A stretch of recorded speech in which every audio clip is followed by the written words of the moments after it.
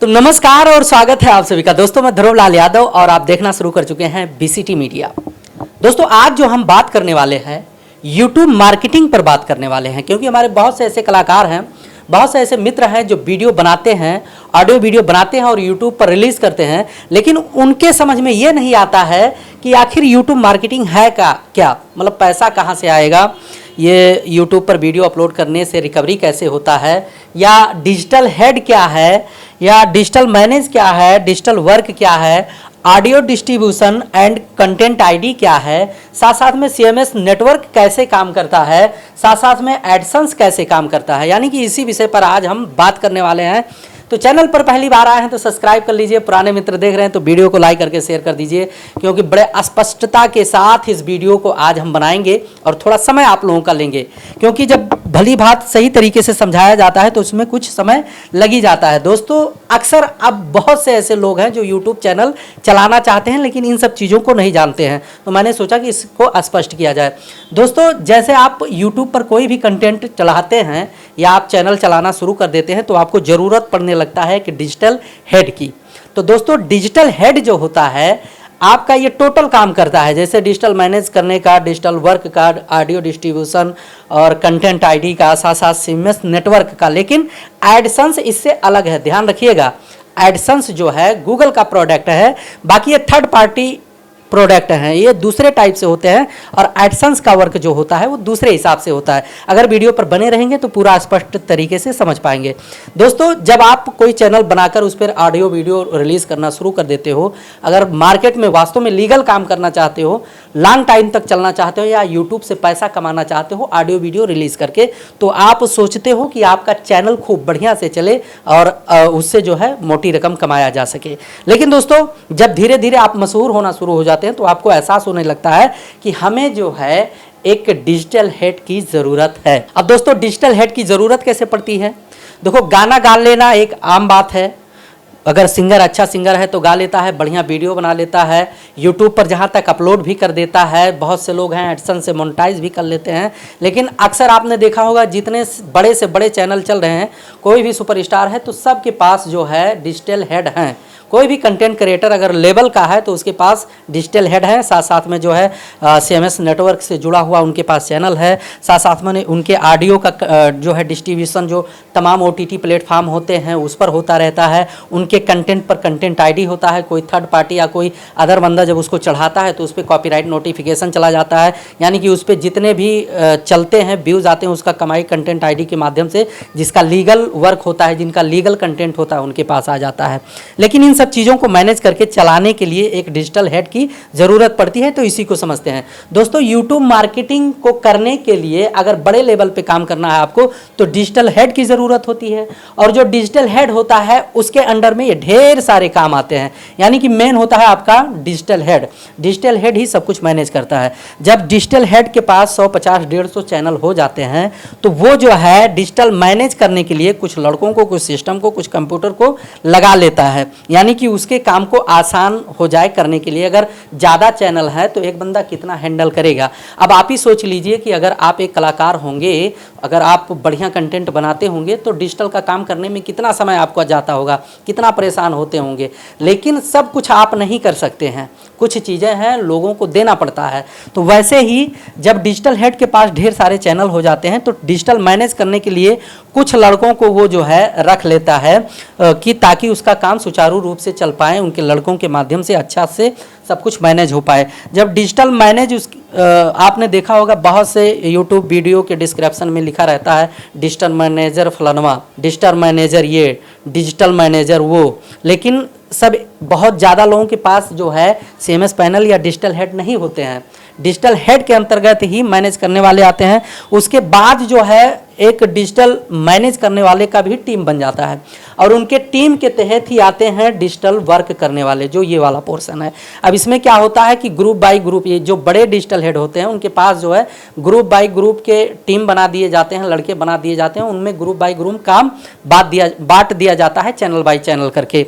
तो उसमें जो काम करते हैं यानी डिजिटल वर्कर जो होते हैं वो आपके पोस्टर डिजाइन करते हैं, वो आपके जो है टाइटल को भरते हैं, वो आपके डिस्क्रिप्शन को भरते हैं, आपके कंटेंट से संबंधित आपके कंटेंट से संबंधित ही टैग को भरते हैं और जो ढेर सारे काम होते हैं डिजिटल वर्कर भी ही करते हैं। साथ साथ में कंटेंट डिस्ट्रीब्यूशन जो OTT प्लेटफॉर्म होते हैं उस पर भी डिस्ट्रीब्यूशन का काम करने के लिए डिजिटल वर्कर ही करते हैं।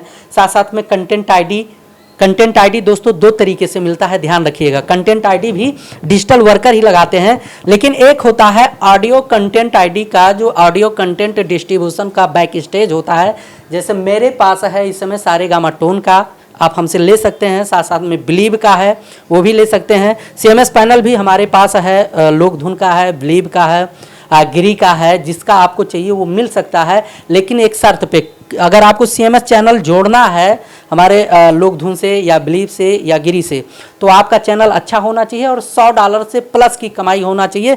तो हम CMS नेटवर्क से किसी का भी चैनल जोड़ सकते हैं अगर अच्छे कंडीशन में है तो। फिर बात हम करना शुरू करेंगे डिजिटल वर्क का। डिजिटल वर्क जो है वर्कर ऑडियो डिस्ट्रीब्यूशन और कंटेंट आईडी, साथ साथ CMS पैनल से भी कंटेंट आईडी लगता है। मैं इसी पे बात कर रहा था दोस्तों। अगर आप ऑडियो बैक स्टेज यानी कि ऑडियो डिस्ट्रीब्यूशन का जो बैक स्टेज है उससे अगर आप डिस्ट्रीब्यूट करते हैं ऑडियो, तो कंटेंट आईडी यहाँ से भी लग जाता है।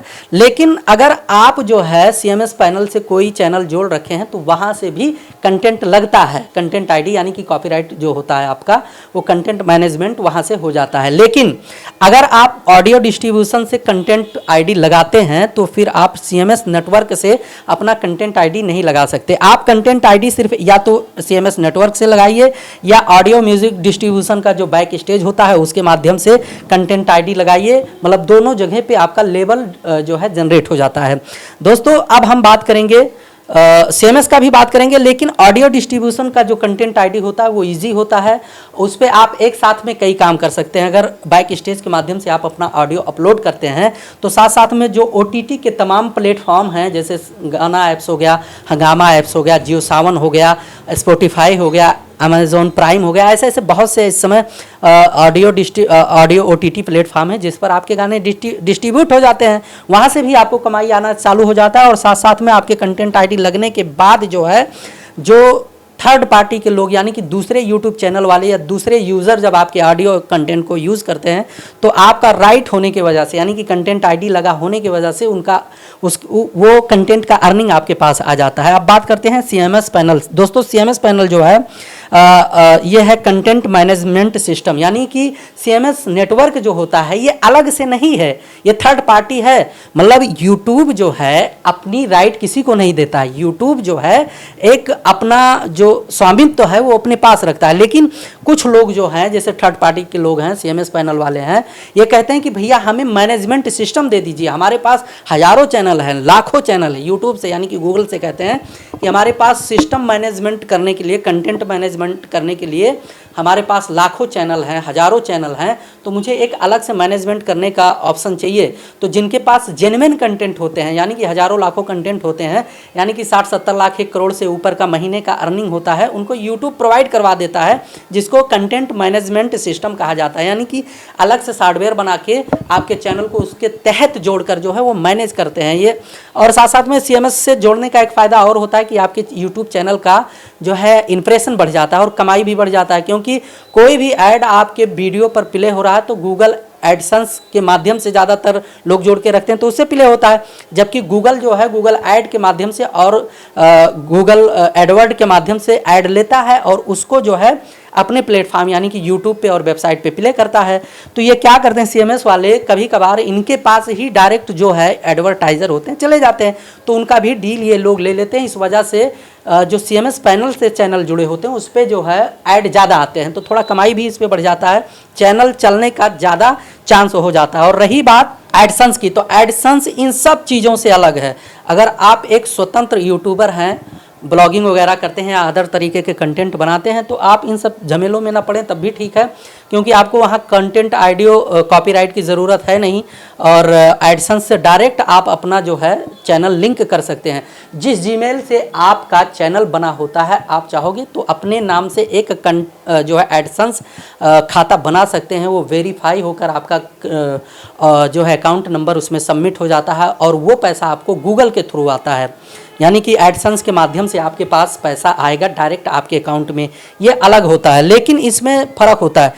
यूट्यूब जो है, गूगल एडसेंस जो है आपको 45% काट के पैसा देता है, यानी कि 45% अपने पास रखता है, 55% आपको देता है। लेकिन सीएमएस पैनल में क्या होता है, सीएमएस नेटवर्क में क्या होता है, जो आप डील करते हो कि जैसे भैया हम 30% लेंगे, सीएमएस वाला कहता है हम 30% लेंगे, आपको 70% देंगे। आपका बहुत बड़ा चैनल है तो कहता है ठीक है हमें 20% ही दीजिए, आप 80% लीजिए, लेकिन हमारे पास जोड़ लीजिए, क्योंकि जब आपके पास कंटेंट बहुत ज़्यादा होंगे, बढ़िया सब कुछ होगा, तो जो है दोनों को प्रॉफिट होता है। क्योंकि कंटेंट मैनेजमेंट सिस्टम को सिर्फ मैनेज करना है, यानी कि सीएमएस नेटवर्क को सिर्फ मैनेज करना है, बाकी कंटेंट क्रिएटर तो आप ही हैं, मेहनत आप ही कर रहे हैं, पैसा आप ही खर्च कर रहे हैं, ऑडियो वीडियो बना रहे हैं। तो इसमें क्या होता है कि आपको 70% भी दे सकता है, 80% भी दे सकता है सीएमएस पैनल। लेकिन एडसेंस में फिक्स है, आपको जो है 45% काट के ही 55% जो है यूट्यूब पैसा देता है एडसेंस के माध्यम से। संभवतः आप लोग समझ गए होंगे, यूट्यूब पर चैनल बनाना एक आम बात है, लेकिन अगर लीगल तरीके से बढ़िया से काम करना है, अगर लेवल पे काम करना, बड़े लेवल पे काम करना है, तो फिर आपको यूट्यूब मार्केटिंग के विषय में जानकारी होना चाहिए। आपके पास एक डिजिटल हेड होना चाहिए, डिजिटल हेड जो आपका रहेगा ये सब टोटल मैनेज कर लेगा। अगर आपके पास व्यवस्था है, आपके पास लड़के हैं, तो आप भी डिजिटल हेड बन सकते हैं, कोई बहुत बड़ी बात नहीं, बहुत से प्लेटफॉर्म उपलब्ध हैं, लेकिन उसके लिए आपके पास सिस्टम होना चाहिए, समय होना चाहिए, तजुर्बा होना चाहिए। और नहीं तो हमारे पास भी बहुत से ऐसे सिस्टम हैं कि जैसे कंटेंट आईडी डिस्ट्रीब्यूशन का पूरा मैनेजमेंट हमारे पास है, बिलीव का है, सारेगामा टोन का है, लोकधुन का है, साथ साथ में जो है गिरी का है, सीएमएस पैनल हमारे पास बिलीव का है, साथ साथ में लोकधुन का है, साथ साथ में गिरी का है, और 2-3 हैं तो हमारे पास बहुत, क्योंकि हम काम करते हैं तो लोग जुड़े हुए हैं। लेकिन जो चीज़ें हमें अच्छी लगती हैं उन पर जो है हम डिस्ट्रीब्यूट करते हैं। साथ साथ में दोस्तों उम्मीद करता हूं कि आप लोग समझ पाए होंगे। आज के टाइम पे कोई भी सिंगर है, गाना गाने आता है तो क्योंकि हमारे पास स्टूडियो है, तमाम सिंगर आते रहते हैं, तो पहले ही सोच लेते हैं कि भैया हम अपना चैनल बनाएंगे। दोस्तों चैनल बनाना कोई बहुत बड़ी बात नहीं है, आम बात है, लेकिन चैनल को मैनेजमेंट करके कंटिन्यू चलाना बहुत बड़ी बात है, जिसे डिजिटल कहते हैं, जिसे जो है सीएमएस कहते हैं, जिसको जो है कंटेंट आईडी कहते हैं, जिसको ऑडियो डिस्ट्रीब्यूशन कहते हैं, जिसको जो है डिजिटल मैनेज कहते हैं, डिजिटल वर्क कहते हैं, डिजिटल मैनेजर, डिजिटल हेड कहते हैं, साथ साथ में यूट्यूब मार्केटिंग कहते हैं। जब ये सब चीज़ें आप जो है बढ़िया से समझ पाएंगे, तब आपको एहसास होगा कि हमें चैनल चलाना चाहिए कि नहीं चलाना चाहिए, या चैनल किसी को देना चाहिए, या किसी बड़ी कंपनी या यूट्यूब चैनलों से गाना चाहिए। बाकी आप लोग समझदार हैं, समझ ही गए होंगे जो हम बताना चाह रहे थे, इस वीडियो में स्पष्ट तरीके से बताए हैं। बाकी बने रहिए वीडियो पर, अच्छा लगा होगा तो कमेंट करके ज़रूर बताइएगा। हम मिलेंगे नई जानकारी के साथ नए वीडियो में, तब तक के लिए नमस्कार।